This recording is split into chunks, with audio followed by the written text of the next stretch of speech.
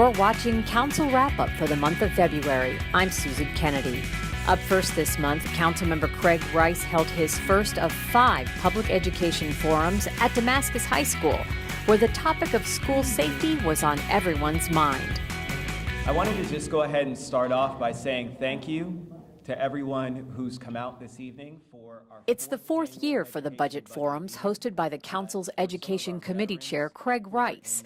We're looking at about a $5.3 billion budget now here in Montgomery County. That's larger than some states. The meetings are designed to provide information and seek input on the programs and budget of the county's public school system and Montgomery College. Algebraic thinking and logic and critical thinking. Participants included Superintendent of Schools Dr. Jack Smith. Montgomery College put her across the finish line. And representing Montgomery College, Chief Governmental Relations Officer Susan Madden. Officials spoke about how budget decisions are made and opportunities for residents to influence budget decisions. Or if you'd like to see something in the budget, now is your opportunity. But when it came time to open the forum for questions, one topic dominated the discussion. Is there budgeting for more security and things like that going on with the, across the country with the school shootings? Every child in the school system, every educator, every staff member, every parent who walks on the grounds of an MCPS property needs to be guaranteed and assured that our safety is of the utmost concern. In the wake of the recent school shooting in Florida, some parents are asking what the county is doing to make our schools safer. Both Dr. Smith and Councilmember Rice told the audience keeping kids safe is a top priority. We all care about the safety of our kids. So let's talk about what the things are that we can do to make our schools a safer place. And they will continue to consider a variety of measures to address school security and emergency preparedness. Each school will be having, during their PTA and parent meetings and things like that, an opportunity to have these conversations about their school. 5th District Commander Mark Plazinski was also on hand to let attendees know his officers take safety in our schools seriously. We do have a school resource officer in every one of our high schools, and we've supplemented that this week based on everything that was happening nationally, based on the incident in Clarksburg. We take that, as an honor, protecting children. Every police officer comes on wanting to make a difference, and really invested their efforts in making that happen. For parent David Roos, conversations with his children about school safety is his new normal. I've had to have a frank conversation with them about this stuff, and before, I kind of hid it and wasn't really that open about it, but now I have to be very open with them and tell them exactly what's happening. That's why I brought them here tonight with me, so that they can kind of hear what's going on and hear, adults talk about these things. Participants also inquired about how the county comes up with its schedule for school renovations. So I'd really like to know exactly how those priorities are decided.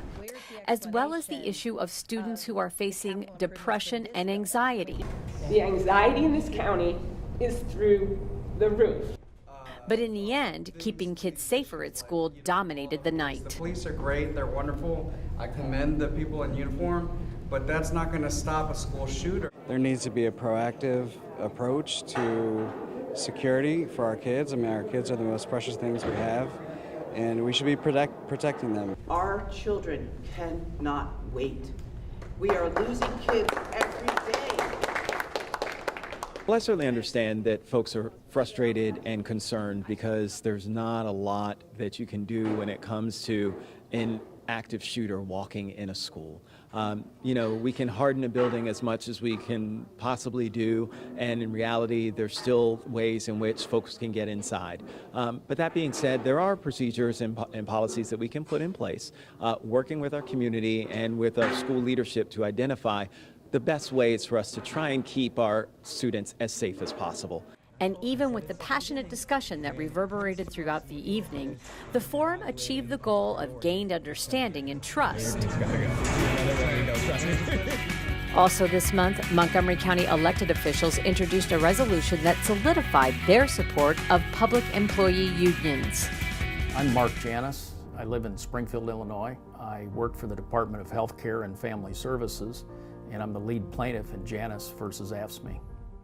Just how big is the Janus versus the American Federation of State, County, and Municipal Employees union case? This Supreme Court decision could affect as many as 5 million public workers across 22 states.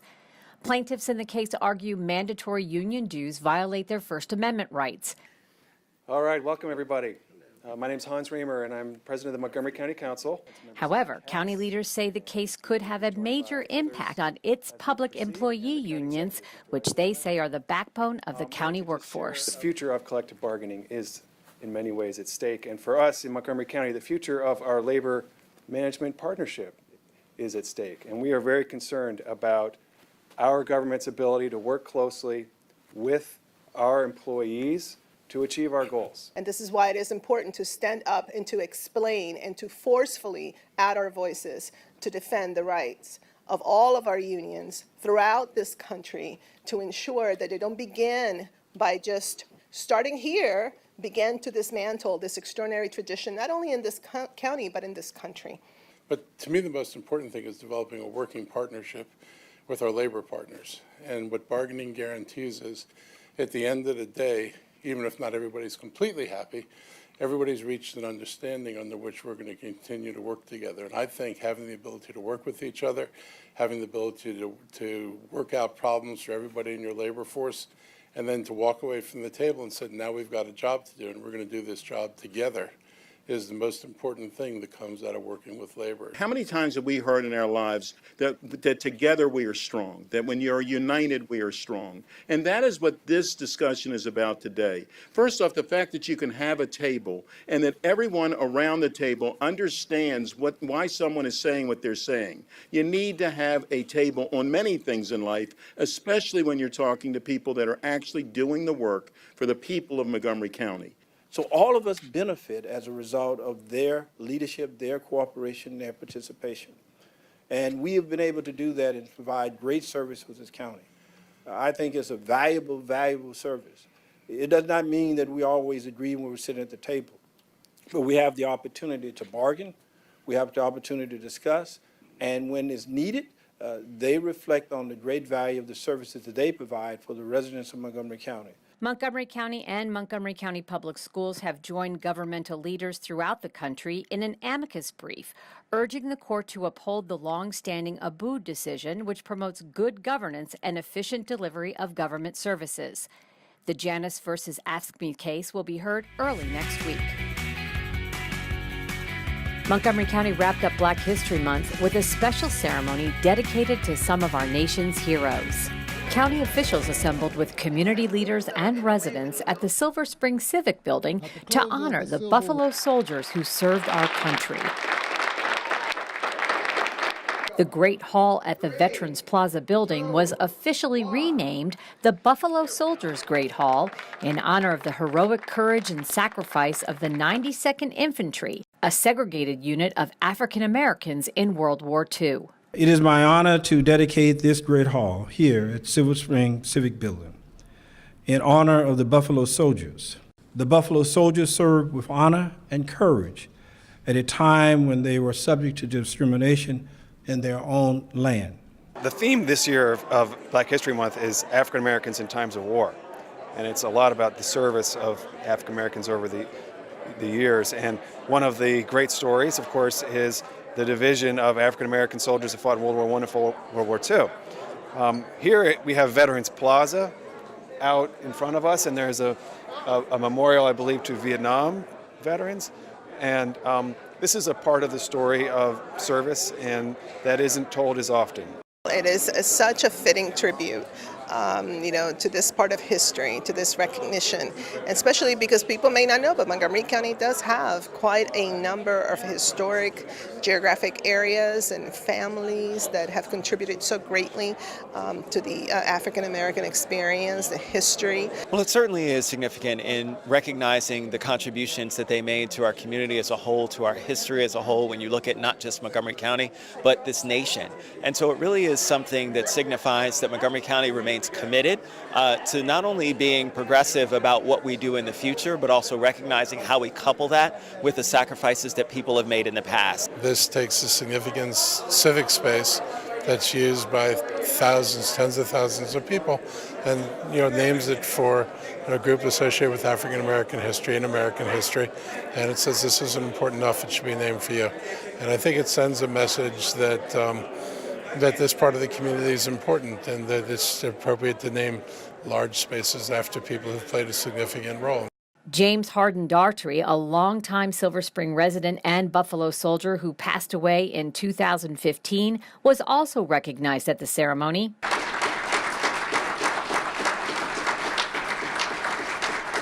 She is the widow of Mr. James Hardin Daltrey, one of our Buffalo soldiers, and again, 2015, I believe, he left us here, but left behind obviously a marvelous legacy.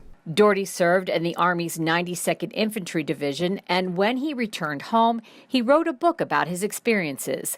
That book and other memorabilia are now on display in the Buffalo Soldiers' Great Hall. Who served with distinction in World War II, returned to a segregated country, and continued to serve, and was the first African American on the Montgomery County Board of Education. What a great story. And I think we're all just honored to be part of the history of Montgomery County and to recognize that no matter what you look like and no matter where you were born, we've all chosen this place to be our home, and it's an opportunity to honor those from many different backgrounds who served our nation and made Montgomery County the place it is today. And finally, council members celebrated our diversity and took part in Lunar New Year festivities at Lake Forest Mall. Crystal Park has more. The annual CCACC Lunar New Year Festival held at Lake Forest Mall always brings in huge crowds, and this year was no different. Special guest Maryland Governor Larry Hogan was in attendance to help bring in the Year of the Dog.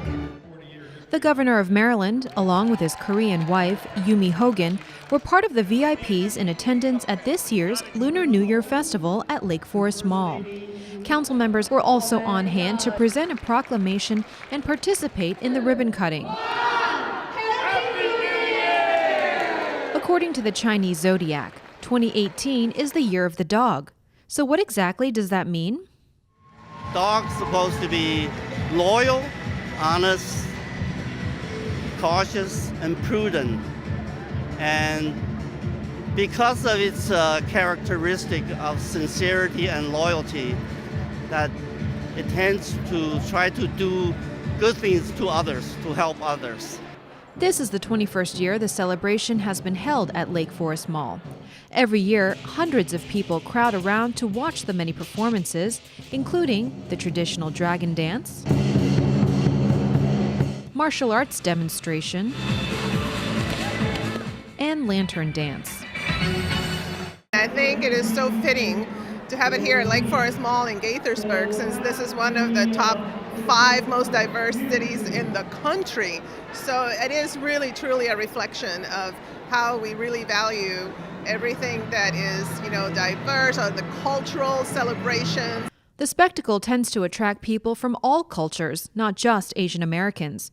It's a way for the larger community to experience a slice of Asian culture they may not regularly be exposed to. The governor was here this year, so it was really good to see the, politics aside, just everyone coming together and enjoying just the cultural part of it. For more news and information about the work of the Montgomery County Council, you can visit their website at montgomerycountymd.gov/council.